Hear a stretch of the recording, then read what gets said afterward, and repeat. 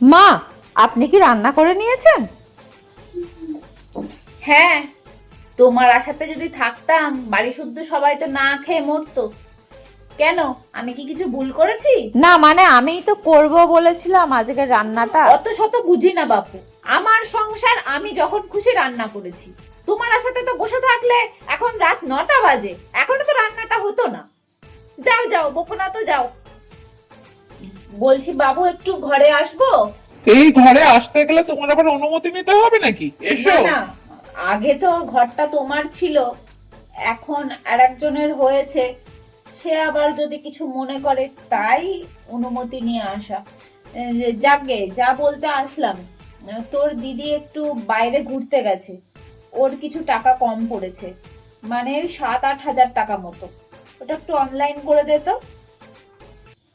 দেখিস আবার তাকে জিজ্ঞাসা করে দিস, বাড়িতে যেন আবার অশান্তি অশান্তি না হয় বাবা। তুমি কি রান্নাঘরে গেছিলে নাকি? হ্যাঁ, কেন কি হয়েছে? কি হয়েছে মানে?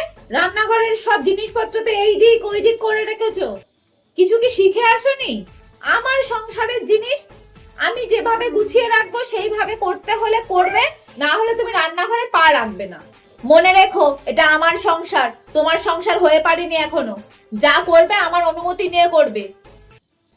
মা, আমরা দুজন একটু বাইরে ঘুরতে যাচ্ছি। তা তোরা কি রাতে খেয়ে দিয়ে আসবি নাকি? হ্যাঁ, খেয়ে দিয়ে আসারই প্ল্যান আছে। কেন? সেটা আগে বলতে পারতিস, তাহলে রান্নাটা করতাম না। রান্নাগুলো তো নষ্ট হবে। ঠিক আছে, বাড়ি এসে খাবো খনি নয়। না বাবা, থাক। ওই খাবার আমি ফ্রিজে রেখে দেব, কালকে ঠান্ডা বাসি ভুসি ওইসব আমি খেয়ে নেবো খুনি। তোমরা বাইরে থেকেই খেয়ে এসো, না হলে তোমার বউ আবার অশান্তি করে বাড়ি মাথায় তুলবে। আমারও তো অশান্তি চাই না। যাও, যেখানে যাচ্ছ যাও।